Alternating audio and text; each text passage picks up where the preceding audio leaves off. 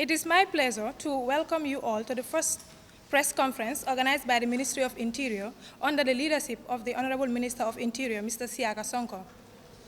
Ladies and gentlemen, the purpose of organizing this press conference is to brief the public on the measures taken by the Ministry of Interior and its line security institutions to respond and address to the recent crimes and other security-related issues in the country.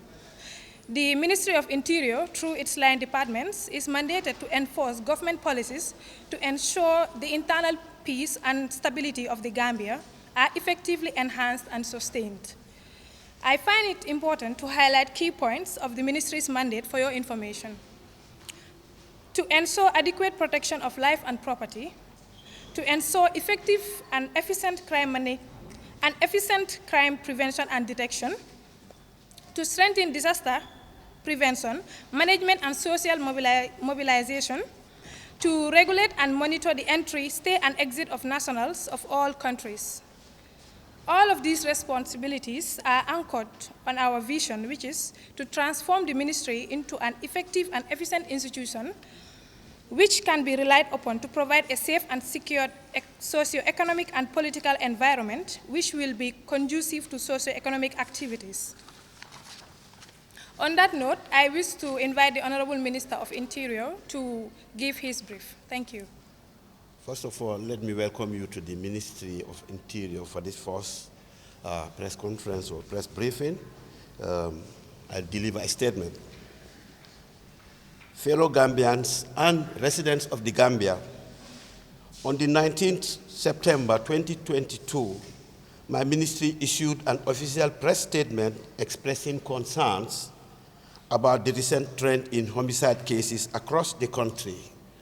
This is worrying and signals the need for heightened security engagements.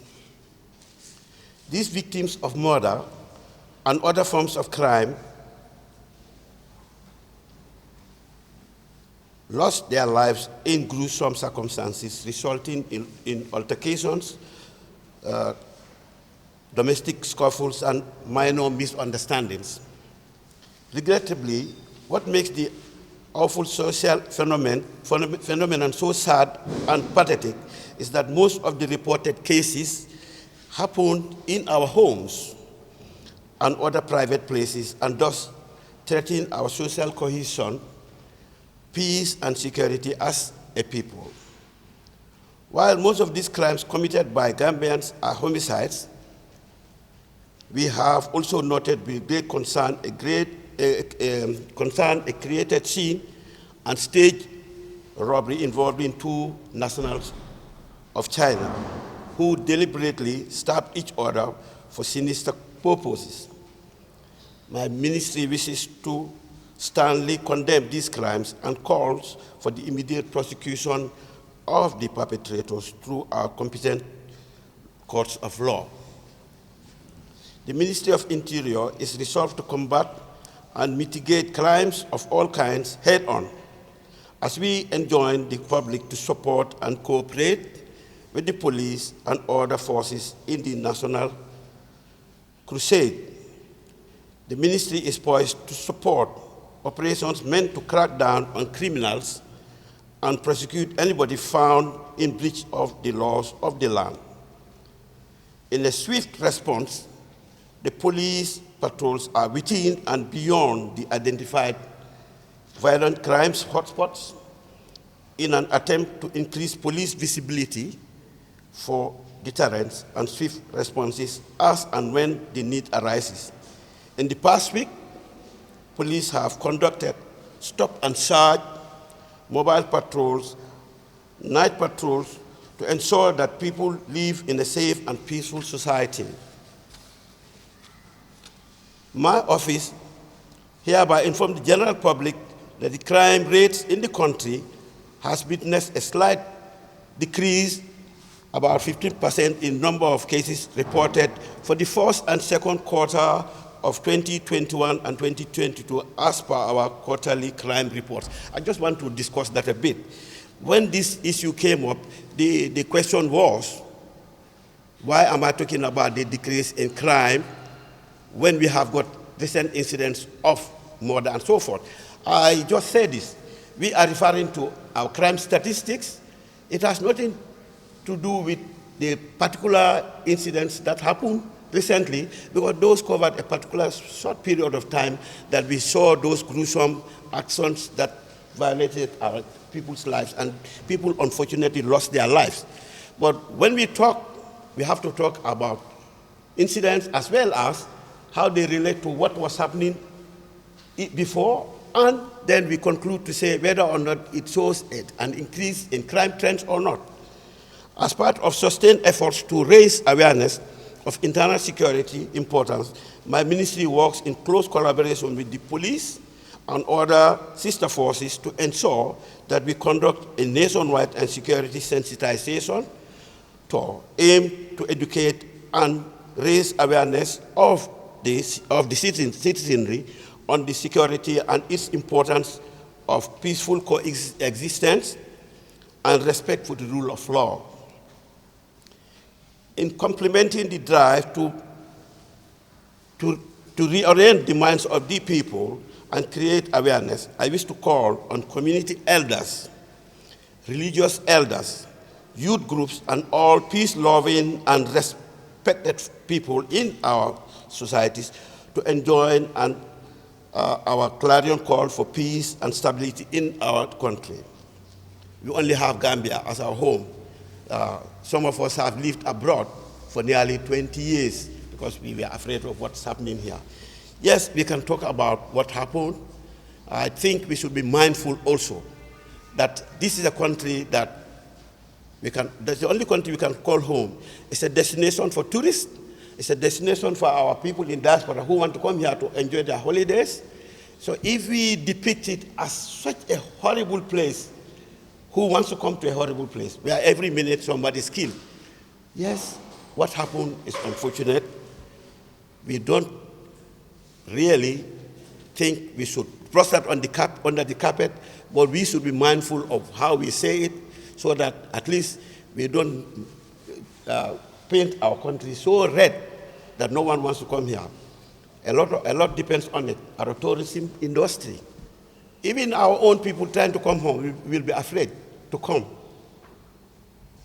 So that is why when we are talking about these things, we also point out that yes, these are happening, but comparatively, the trend is not as high as people say. Generally, there is often a correlation on drug abuse and upsurge in crime. To this end, there is a general notion that some of these crimes recorded happen under the influence of illicit drugs and other forms of intoxication. For instance, we always talk about drugs, but we forget to mention about alcohol. There are reports around that young children are going around buying alcoholic beverages and spiking them. When that happens, it causes problems. Yes, drugs related, but alcohol also is a concern. All of us have to really talk to our children and our families to be careful of what they consume. From 2016 to 2021, DILI, the Drug Law Enforcement Agency, Gambia, registered 3,442 cases involving 3,544 accused persons. That's a huge number. But we thank them for being active on the ground, trying to make sure drug interdiction is effective. They go out and make sure they get arrested. And we have 1,057 trafficking-related cases and 2,110 possession cases. This is all about drugs. The agency sees various types of drugs ranging from cannabis resin, cannabis sativa, clonazepam, diazepam, and ecstasy, etc., etc. The agency also registered landmark seizures of cocaine and Moroccan hashish in 2020 and 2021, respectively. The landmark cocaine seizure at the seaport in 2021 is currently ongoing in court.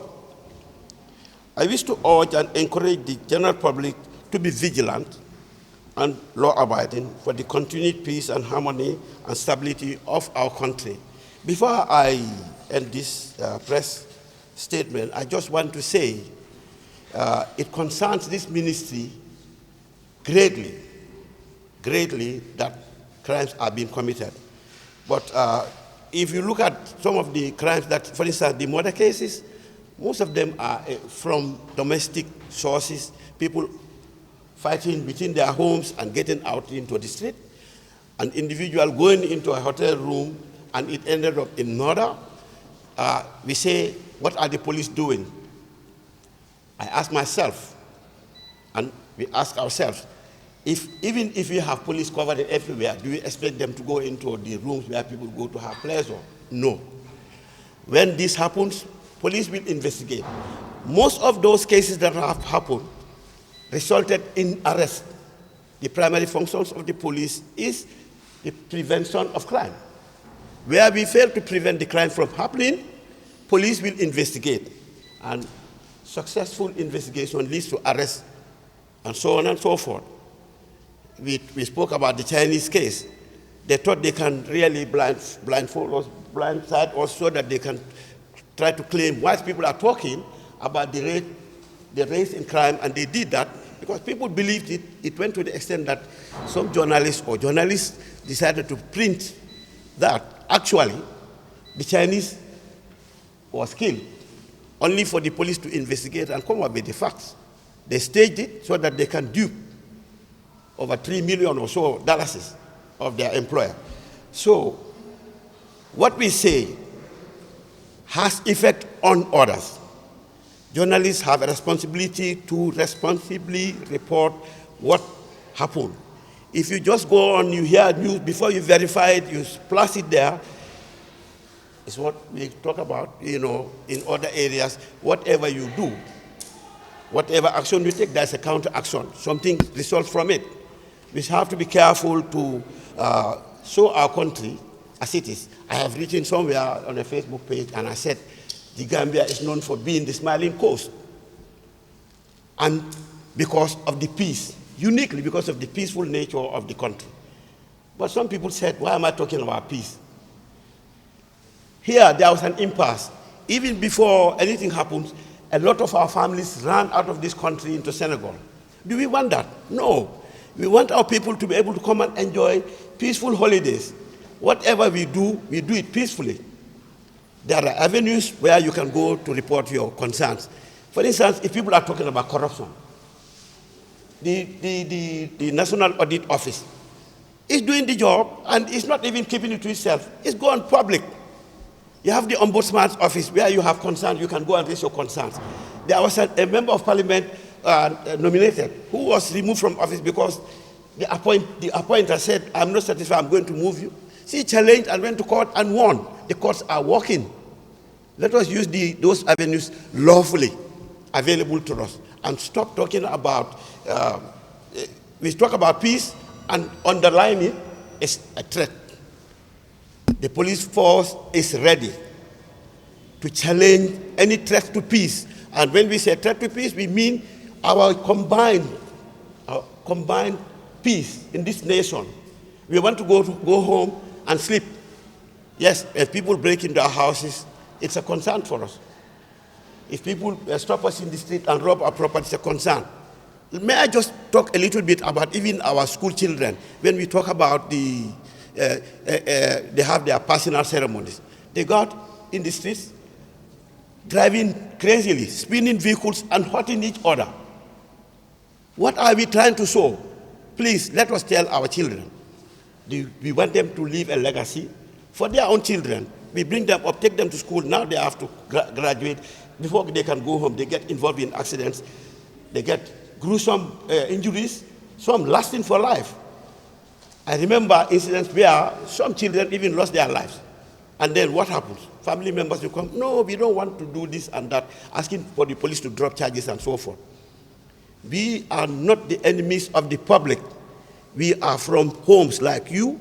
Some of us have relatives among you journalists, among the politicians. When we sit down talking, sometimes across the board, across the aisles, we have family members in opposing camps.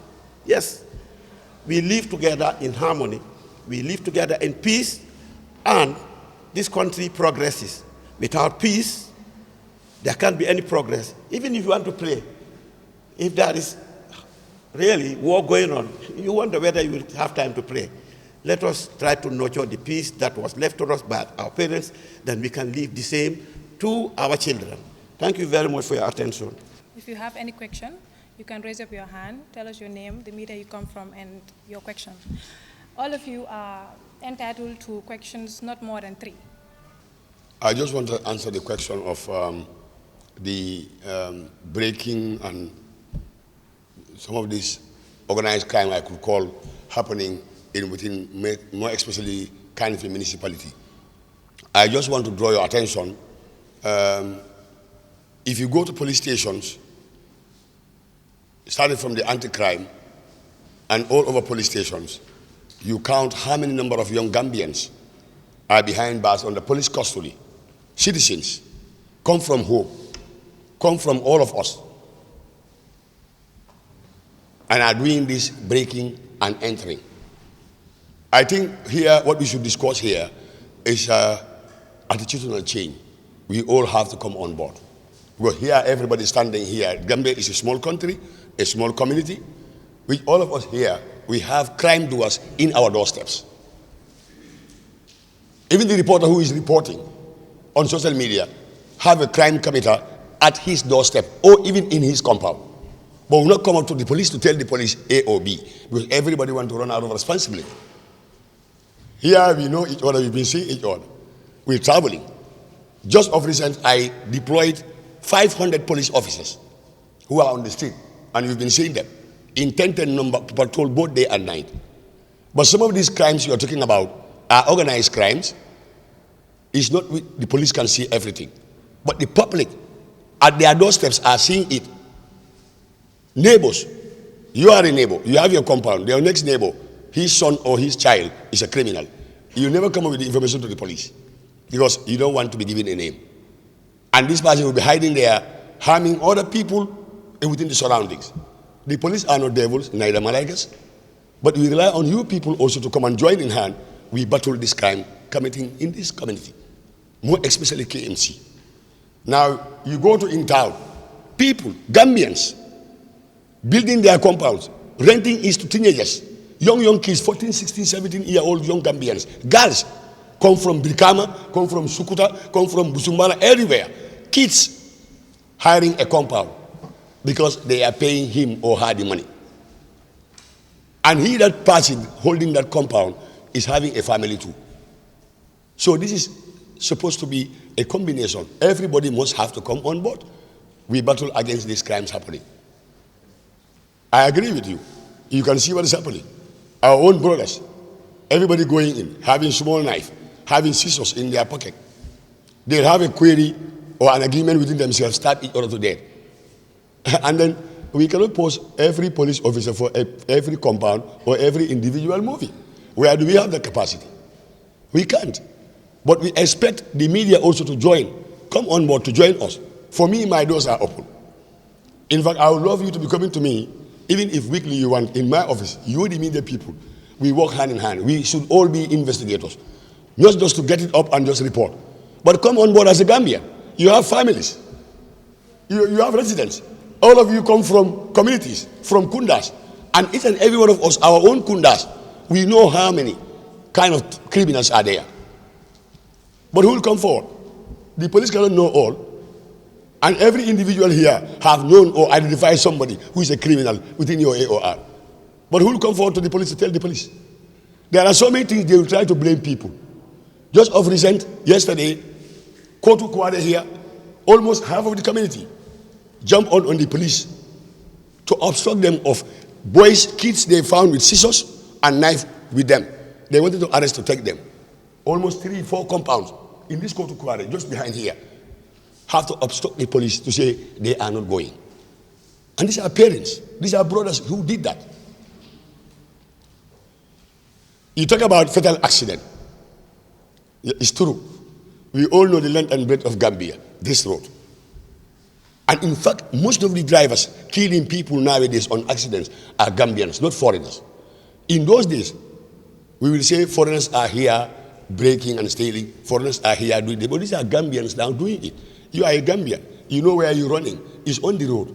You reach in villages. You know how much you should run to reach to a village. And in fact, the most difficult part here is it's always a problem for the police now, like accident scene. You are my brother, or you are my neighbor. You committed an accident, or I committed an accident. We look at the family relationship.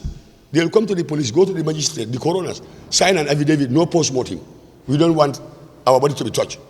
And in the absence of post-mortem, you cannot put that person to court for reckless driving, for killing. But they'll all go on these things. It will involve politicians, people, to say no to it so that post-mortem will not take place. How many of that is happening? And if that is not taking, you cannot put the person to court. This is why I said it's a global attitudinal change. We should all come on board and change. Most of these crimes that are also reported, we've discovered that are fake or staged crimes. We've all heard about these two Chinese nationals. It has been carried in social media that they've been killed here and there, which is not true. In fact, it's a staged crime. There was nothing like that. They stole money because they're working for somebody. They mismanaged. They stole some part of the money and decided to stage as if they were robbed. Not only that, we have cases of that nature. We have some of these bureau exchanges, foreign exchange bureaus involved in such. We have, as for this 2022, we have 4 of that kind. And 2 of these are female who are working those bureaus, stealing monies, and at the end of the day, they will run to the police to say, they're not robbed. Or they broke my bureau and stole money, which is never the case. So it's also important. Some of these things I think I will also appeal to you. If you have these stories before publishing or thinking or making that conclusion as to that is what has happened, you may find out from us and we will let you know. This Chinese one, I've read it myself, and the story was a conclusive one that they have been killed. When that was not the case. But nobody even injured them. They injured themselves deliberately because they want to cover the whole thing. Regarding Banta Keita's case, it is good that you asked the question because you have been covering that matter diligently. And hence the matter is in court and proceeding. I will limit whatever analysis I make based on that. I'm just issuing a disclaimer because their defense counsels also listening. It could be live, it could be anything. The story could go and it could have an impact, possibly, citing us on that particular matter. So I will limit my analysis on that based on what you have said because the matter is already in court. And if the matter is being adjudicated at court, I cannot come here and start opening up other issues regarding it. I believe the matter is ongoing in court, and you have been covering it.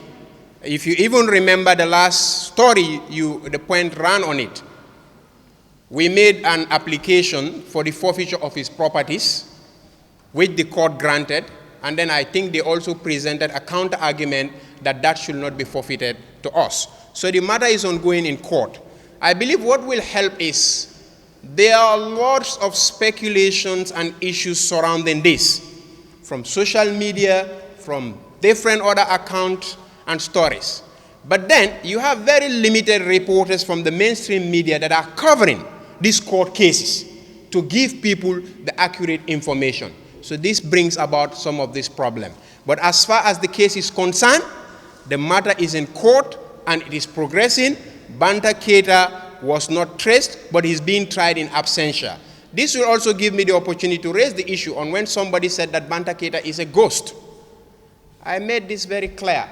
A ghost will not have a property registered in his name. A ghost will not be legally married to somebody who is a human being who exists in this country. And in fact, she has a property somewhere around Gambia. And even the wife was one time inducted in one of the matters that is ongoing in court. So it is up to people on whether you want to do critical analysis, rely on speculation, or you want to base the matter on fact. So one, the matter is ongoing. Banta Keita was not traced, so therefore he's tried in absentia, and he is not a ghost because he has a wife, he has a property that is here that has been forfeited, he has account at bank registered in his name. Now what is upon you who don't believe the information is the area that has been said. Do your analysis to see this individual they are talking about, does he exist? Responding to the first part of your question that has to do with GID, that you have a lot of people entering into this country, in an irregular manner and sleeping in places that are not acceptable. Yes, we will admit that we have people entering into the country in an irregular fashion, circumventing security checks at the borders. The fact of the matter is that this is an open secret that the Gambia is having a lot of porous entry points. We have official entry points, but virtually along the borders with our neighbors, almost every part is a potential entry point. The Department of Immigration is doing everything that we can to make sure that we take care of these things. And in fact, I think we are doing very well in that end. Not long ago, we have come into contact with about 69 kids who later were identified to be Senegalese. And these people were taken care of, and they were sheltered at a prescribed shelter in the country before they were later on reunited with their families. What we usually call on the people, especially people along the borders, is to give all the support to the security forces, because even if we have all the technologies, even if we have all the resources, it will be very, very difficult for us to restrict the entry of people into the country using certain areas. Knowing the geography of this country very well and knowing how we are living with our neighbors. You have certain locations wherein you have a house in the Gambia and you have the backyard in Senegal. You have a football field, half of it in the Gambia, and just in the next few meters you are into Senegal. So these are all issues that we are faced with. But generally, I think we are doing very well to make sure that we take care of those things. So my response to that question would be, what the police does when crimes are reported is to arrest, prosecute in court. So most of the time, when crimes occur, they're not reported to the police immediately. What people do is to go to those crime scenes, contaminate evidences, and it makes investigation very difficult for us. Some of these cases are even thrown out of court because we don't have substantial evidence to prosecute. These cases, when we take them to court, we have our limits. We can proceed beyond our mandates, and we can't dictate how long or how soon the cases would be out of court. So whatever case that is prosecuted in court, when the outcome is done, the people are sent to the prisons. Most times they are remanded. Like the recent cases of suspected murder that occurred, all the perpetrators or the suspects are remanded. For those other cases, we present the evidence available to us to court. And if we don't have substantial evidence, most of the cases just are struck out. So we enjoin the public to join the police, collaborate with us, and ensure when crimes occur, they report immediately and stop contaminating evidences. Thank you.